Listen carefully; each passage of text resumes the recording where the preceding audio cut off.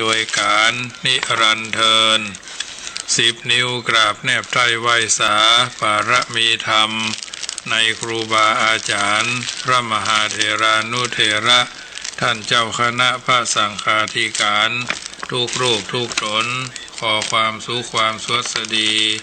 ในธรรมะแห่งองค์สมเด็จพระชินนาสีสัมมาสัมพุทธเจ้าจงมีแก่บรรดาศรัทธาสาธุชนท่านผู้ฟังทุกท่าน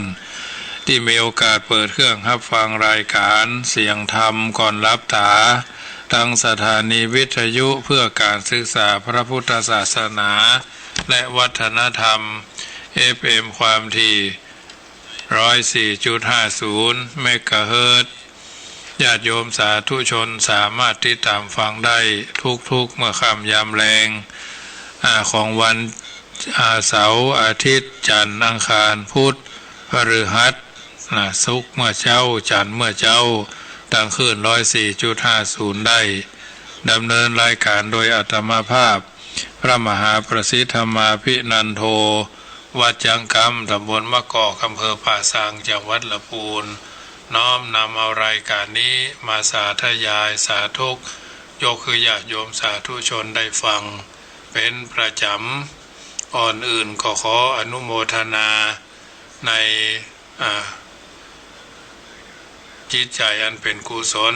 ในท่านอาจารย์ท่านพระมหาธีรพันธ์วัดต้นเพิงเวียงหนองล่องแม่มาลีกัลยาโยมแม่รัตนาสังคำฟันแม่สายทองห้วยส้มที่ตั้งอกตั้งใจกดไลค์กดแชร์เข้ามาเพื่อจะได้ เป็นกำลังใจส่วนหนึ่งในการฟังน้ำฟังธรรมในรายการเสียงธรรมก่อนรับตาเพื่อจะได้สาธยกเอาธรรมะอันเป็นสัจธรรมคำสอนในทางพระพุทธศาสนาให้ญาติโยมสาธุชนได้ฟัง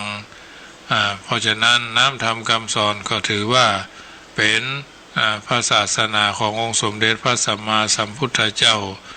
ดังมีพระบาลีกล่าวเอาไว้ว่าจิรังทิปปตุโรกัสสมิงสัมมาสัมพุทธศาสนัง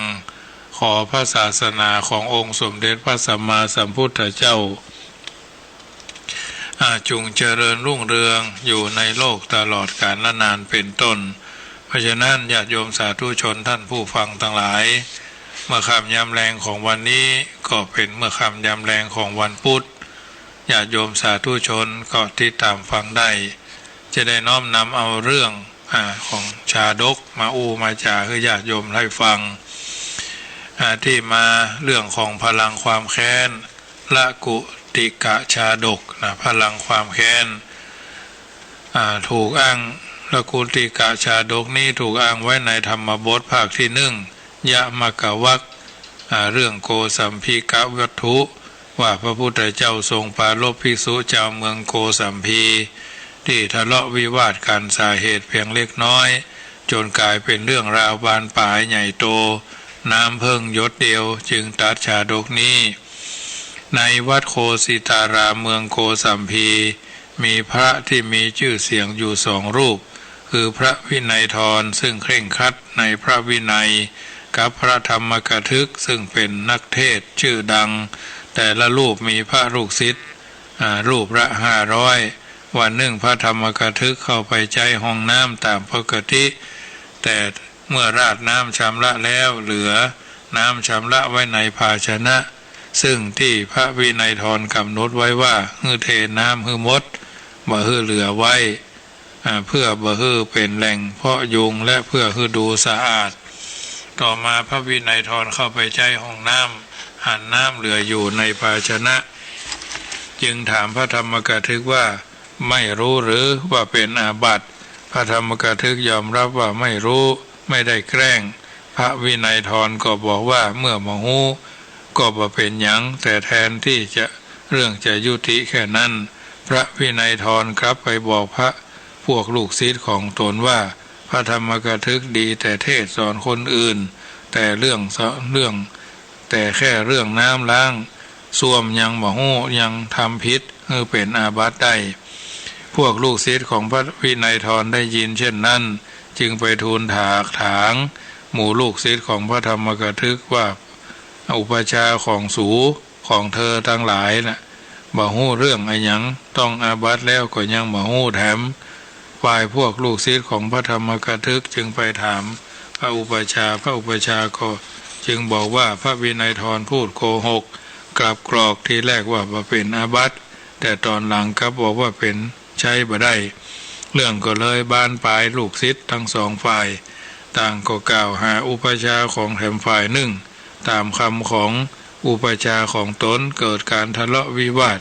ถกเถียงลุกลามใหญ่โตทั้งที่ในพักทั้งโรงฉันและทุกที่ที่เผชิญหน้ากันเท่านั้นยังบ่พอเรื่องลามไปถึงชาวบ้านญาติโยมถึงสองฝ่ายชาวบ้านที่เคารพนับถือฝ่ายใดฝ่ายหนึ่งเข้าข้างฝ่ายนั่นแตกกันไปเป็นกกเป็นพวกบ้านใกล้กันก็ทะเลาะกันตามพระไปโดยใช่แต่เท่านั้นแม้พวกภิกษุณีพวกเทวดาจนกระทั่งถึงอากนิทพรหม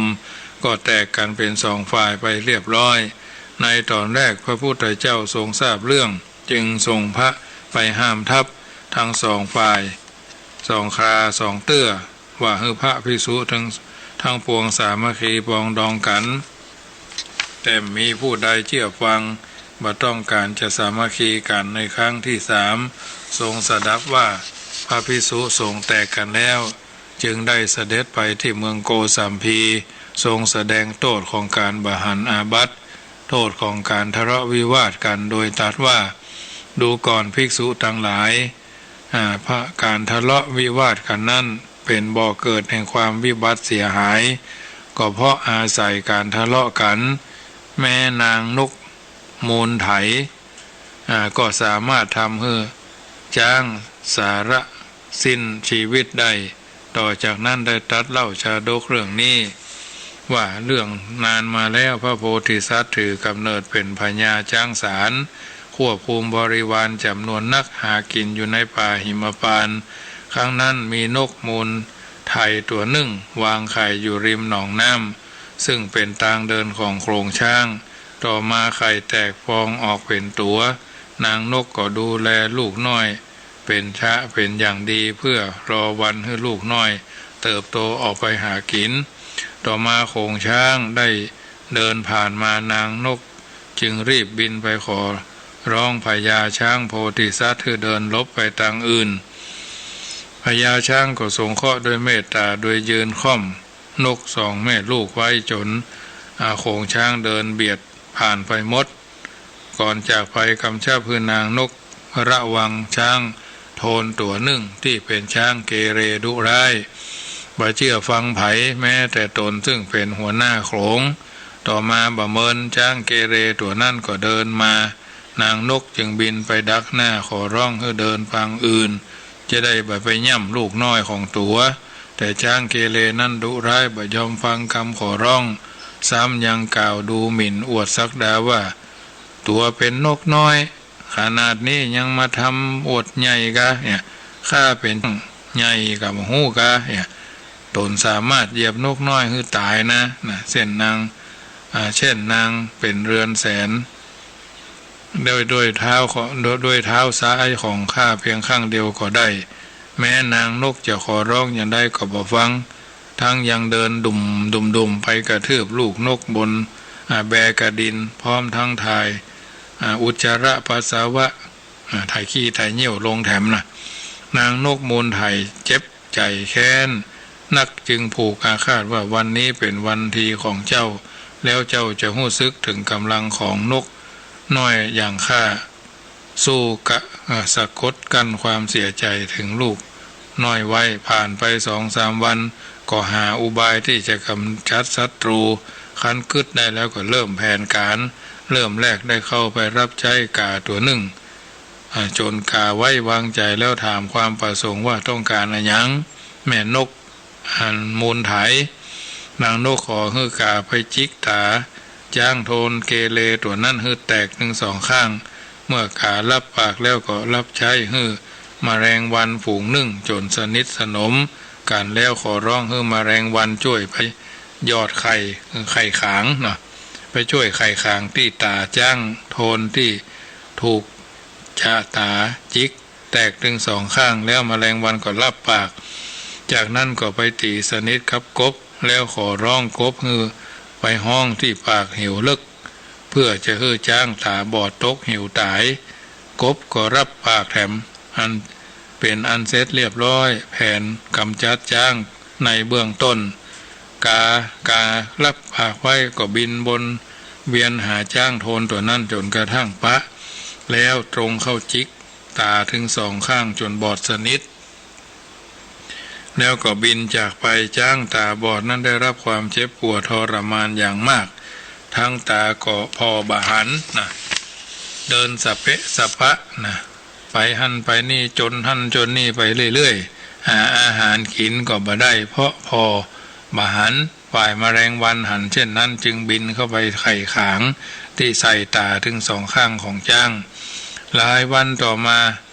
ตาก็เริ่มเน่ามีนอนไซออกมาได้รับทุกขเวทนาสะสมกรรมที่ทำไว้มันเดินโซเซอย่างหมดแรงพอได้ยินเสียงกบ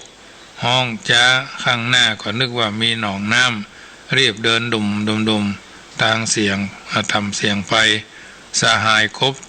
ของนางนกจึงรีบกระโดดไปห้องอยู่ที่ปากเหว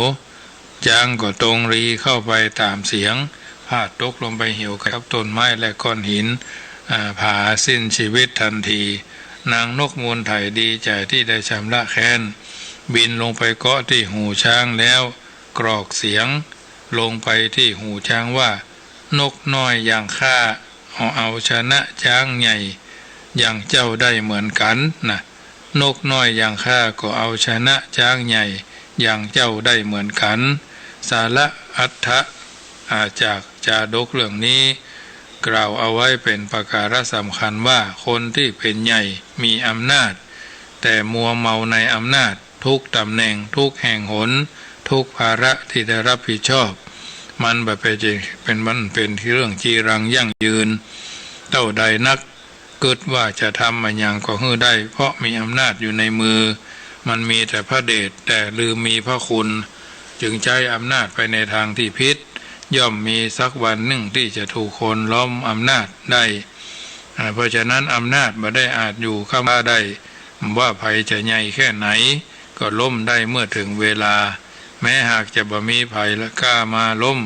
อำนาจหรือแก้แค้นได้ก็บ่พึงลำพองใจยังมีอำนาจเวรอำนาจกรรมที่ก่อกรรมกระทำเวรไว้ด้วยตัวของแต่ละคนแต่ละท่านเพราะสัตว์ไปตามกรรมมุนาวัตติโลโก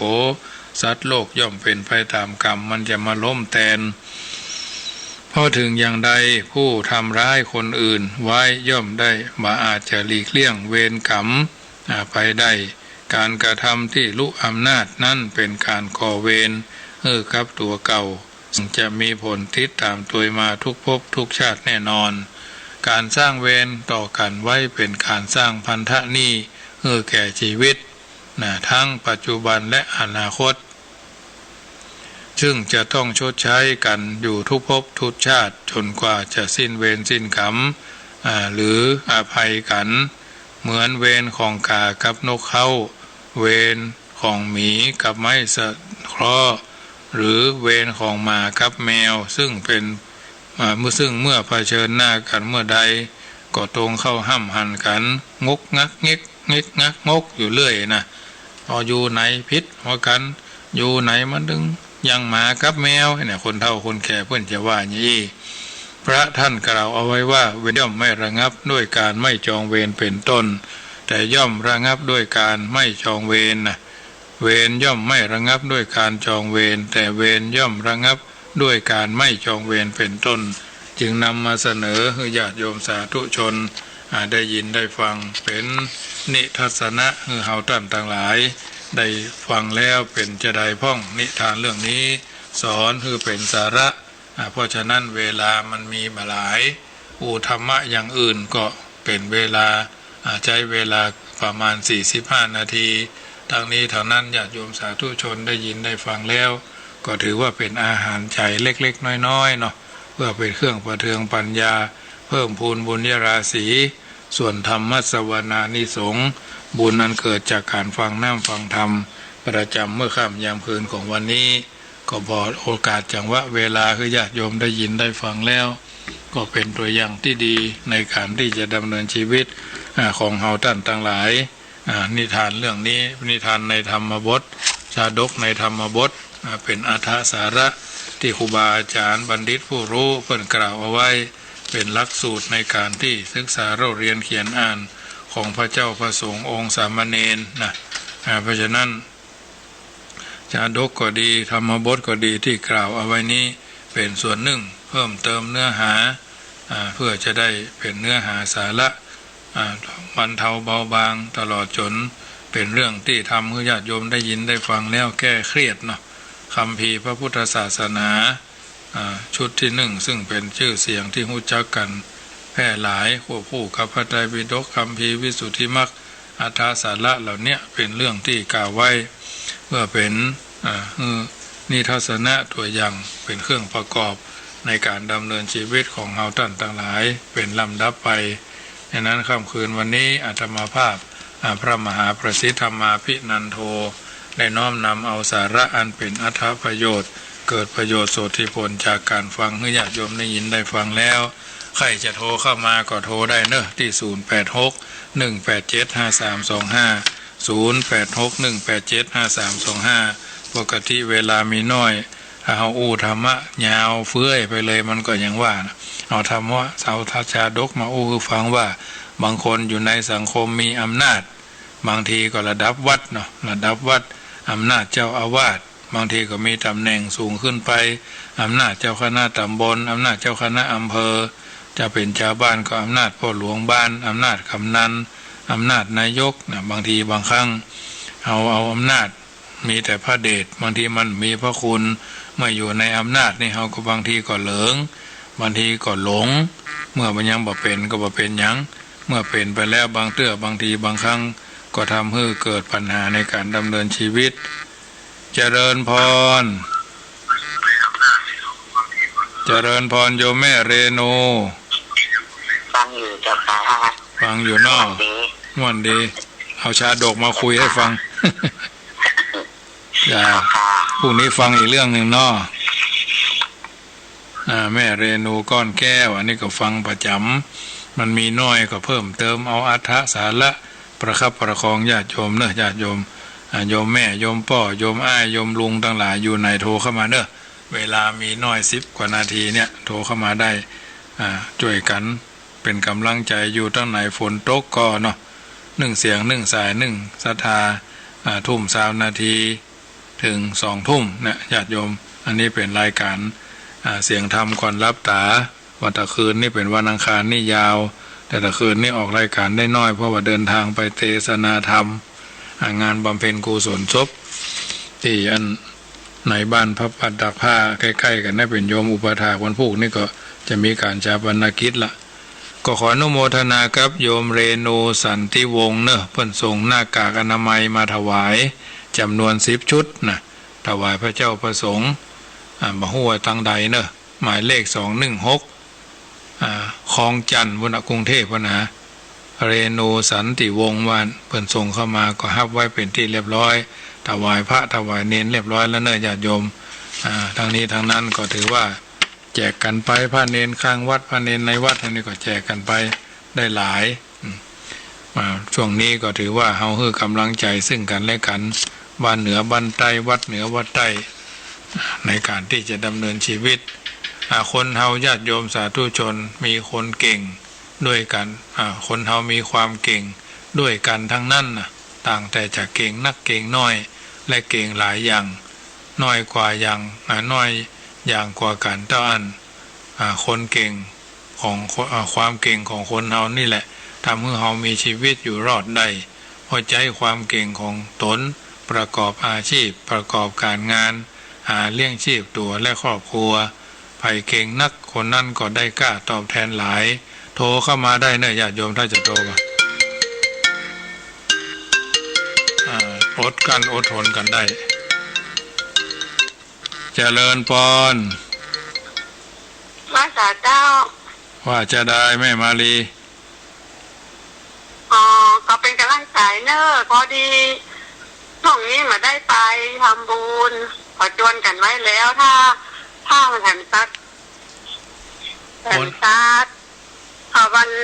ที่ชายน้อยก็จะไปเจ้าเจ้าโมทนาเนอสาธุเจ้ายังอยู่ในเขตยังไม่ปลอดภัยอยู่คนวันนะส่งกำลังใจมาแม่มารีกัลยาแม่ครูเหรียญทองโทรเข้ามาใหม่เนอะเพราะฉะนั้น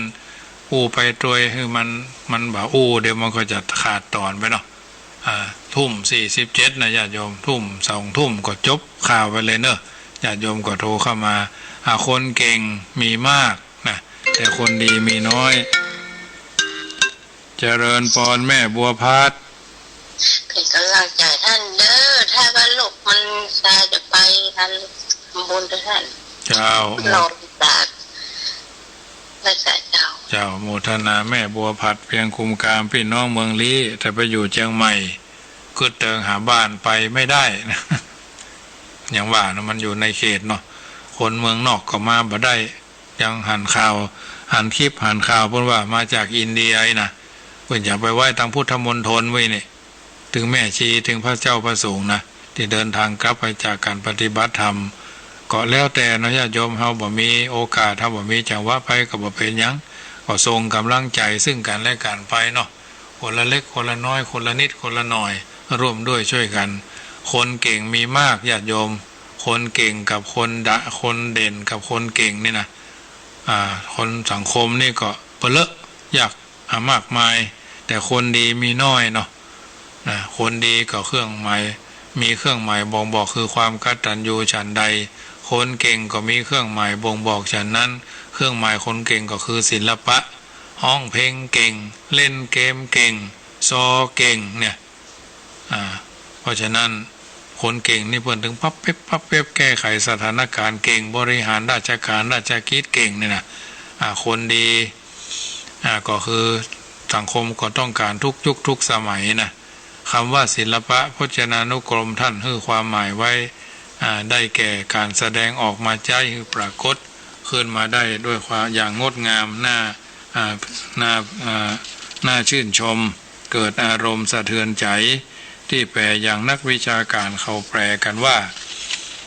จะแปลกันทั่วไปให้เข้าใจง่ายๆศิลปะก็คือฝีมือที่ถ่ายทอดถ่ายทอดถ่ายเทออกมาจากความรู้ความสามารถที่มีอยู่นั่นแหละคนมีศิลปะก็คือคนมีฝีมือในการทำงานบ่มีศีลเพิ่นห้องว่ามีสีสันนั่นนะบอกว่างานนั้นจะใช้ฝีมือจะใช้เท้าจะใช้ปากก็ตามเรียกได้ว่าคนมีฝีมือคนมีฝีปากคนมีฝีเท้าเนาะฝีไม้ลายมืออย่าเพิ่นว่าอย่างเงี้ยคนมีฝีมือทำงานได้ดีถ่ายทอดความรู้ความสามารถได้ดีจัดเป็นคนเก่งในที่นี่คนมีความรู้ความสามารถดีท่านเรียกว่าเป็นพหูสูตรเป็นคนพหูสูตรนะแต่คนเป็นพหูสูตรนั้นหากยังแสดงฝีไม้ลายมือออกมาบ่ได้ยังทำงานโชว์ฝีมือฮื้อปากฏก็ยังบัดจัดว่าเป็นคนเก่งเป็นคนมีศิลปะเพราะศิลปะนั้นต้องถ่ายทอดออกมาเต้าอั้นจึงจะหันได้แห่งคำหนึ่งก็คือการศึกษาหาความรู้จากโรงเรียนจากครูจากใครที่ไหนก็แล้วแต่จัดเป็นการเก็บความรู้ความสามารถไว้ในตัวเมื่อเก็บมากเท่าจึงเป็นพหูสูตรต่อมาถ่ายทอดความรู้ความสามารถที่เก็บสะสมไว้มาเป็นงานการเป็นงานเป็นเรื่องเป็นราวขึ้นจัดเป็นศิลปะทั้งสองตอนมีความเกี่ยวเนื่องกันอย่างนี้ในระหว่างพหูสูตรครับเรียนเก่งเป็นพหูสูตรครับเรียนเก่งกับคนมีศิลปะทำงานเก่งแม้จะเก่งด้วยกันทั้งคู่แต่ก็สู้คนทำงานเก่งไม่ได้เพราะเพียงแต่เรียนอย่างเก่งอย่างเดียวแต่ไม่แสดงความรู้ความสามารถที่หันเหียนมาทำงานโชว์ฝีมือก็ยากที่จะรู้ได้ว่าเป็นคนมีฝีมือหรือไม่เพราะฉะนั้นบุคคลประเภทที่เรียนเก่งแต่ไม่ทำงานหรือทำงานแบบไม่แสดงความรู้นี่แหละเป็นบ่อเกิดแห่งคำพังเพยที่ว่าความรู้ท่วมหัวเอาตัวไม่รอดเพราะฉะนั้นในค่ำคืนนี้อาตมาภาพ ระมหาประสิทธมาภินันโทวัดจังกำตำบลมะกอกอำเภอป่าซางจังหวัดลำพูนน้อมนำเอารายการธรรมะสาระอัตถธรรมคำสอนมาอธิบายให้ญาติโยมได้ฟังแล้วเจริญพรแม่ทองใบเจริญพรปิดวิทยุเนอเจริญพรแม่ครูเหรียญทองไว้สาเจ้าฟังนิทานอยู่ในเจ้าโอ้โหวันนี้เนื้อหาคันเรื่องนี้ดีมากเลยค่ะละเอียดเจ้ามีอำนาจละเอียดละเอียดดีได้ให้ข้อคิดข้อเตือนใจทุกระดับชนชั้นเลยเนาะมันจะมีอยู่18เรื่องกำลังได้เรื่องที่1ฟังไปเรื่อยๆเนอะเข้าไปเรื่อยๆเจ้าคือกำลังใจนะเจ้าเจริญพรแม่ทองใบไม่สาวเจ้าฟังอยู่เจ้าคนมีวิชาปัญญาอันนี้ถึงบัตรกันแต่ยากเนาะนั่นเนาะมันถึงมีวิชาความรู้แม่นก็เจ้าแม่นแล้วบอกมีความรู้แต่มีวิชาปัญญาจึงบัตรกันแต่ยากออกไปกำเดวมันก็ได้แล้วเนาะถ้าผมมีโควิดอยู่สบายมากนี่วันนั้นส่งโอนสตางค์ไปให้แล้วเนอะทางครูเจ้าโมทนากับแม่ทองใบเนอะเจ้าถ้ามันโควิดดีก็จะไปเรื่อยๆเนาะเจ้าจึงไปหาได้เนาะมันจึงได้วันไหนก็ได้อ่ะเป็นกำลังใจเป็นโรคโควิดนี่มันได้ไปตั้งแต่เจ้าบางทุกวันน่ะก็ได้ไปไหนล่ะเจ้าเป็นกำลังใจให้แม่เนอะเจ้าโมทนาแม่ทองใบเวลาก็จวนเจียนเข้ามาแล้วนะญาติโยมเพราะฉะนั้นค่ำคืนนี้ขอแผ่เมตตาให้ญาติโยมสาธุชนอยู่เย็นเป็นสุขกันนะมาทำสายแม่น้อยบ่อสร้างจำได้โอ้ยเมมไว้ในโทรศัพท์นะเจ้าเมมไว้ในประกาศนะเจ้าฟังตลอดเนาะฟังตลอดแต่ไม่ได้โทรเจ้ามันหมดใจดีว่าอย่างว่าคนเดียวอันว่าถ้ามันมีกำคืบอย่างที่โคตรคนนั้นคนนี้ระบายคลายไปละเจ้ามันดีมากเลยเจ้าก็ฟังติดตามฟังกันไปเรื่อยๆเนาะโอ้ตลอดถึงมาเจ้ามาวันมาอะไรอย่างเงี้ยแต่ว่าไม่วันก็ฟังไปตั้ง96ห้องเนอะเจ้าโมทนาท่านพระครูอยู่ตลอดพระครูวัดวังสิงห์คำก็ฟังเนาะเจ้าหมดเหมือนกันเจ้าโมทนาก็แม่โมทนาก็แม่เวลาจะหมดละเจ้าโมทนาการของโควิดนี่จะขันบังอูไว้เลยเจ้าเมืองของแม่มันกันเนอะเจ้าญาติโยมสาธุชนท่านผู้ฟังทั้งหลายอาตมาภาพขออำนวยสุภาผลบุญกุศลที่ได้ทำในวันนี้จุงสำเร็จเป็นปัจจัยไร้ราคีฉันนี้พ้นกิเลสเขตกันดานหากมาสำเร็จเป็นผู้ดีในตัวของเฮาแต่ละท่านอย่าได้พบความสับสนพบพร้อมถวยเทพบนสวรรค์จงบันดลโลดพ้นทรัพย์สลิงคารปากฏมีคำว่าบ่มีอย่าบังเกิดกับตัวเฮาท่านทั้งหลายทุกสิ่งทรัพย์พร้อมพูนบุญกุศลคนใจบาปหยาบช้าไร้ปราณีจุงหลีกหนีหือพ้นคนใหญ่มานยามสิ้นบุญค่าน้อยเมื่อคอยคลาดอย่าประมาทขาดสติประสานบทเทวาอารักชักบันดาลโปรดประทานท่านสาธุชนผู้ฟังจงมีสติมั่นทุกท่านทุกคนรัตนัตยานุภาเวนะรัตนัตยเตจสาพุทโธโยแค้วคาดธัมโมโยแค้วคาดสังโฆโยแค้วคาดพุทโธบังซ้ายธัมโมบังขวาสังโฆบังกายาอะระหังบังเกสาอะระหังพุทโธนะโมพุทธายะตายที่สุดนี้รายการเสียงธรรมก่อนรับตาประจำเมื่อค่ำยามคืนของวันพุธอัตมาภาพพระมหาประสิทธมาภินันโทวัดจังกำเวียงเวลุคามป่าซาง หมดเวลาลงแล้วขอนำรายการจากท่านไปก่อนวันพรุ่งนี้ก็ฟังจาดกไปแถมเนอทั้ง17 เรื่องไปจนจบก็จะได้ม่วนกันสันเล่าสบายอกสบายใจกันทั่วหน้าขอเจริญพรอนุโมทนา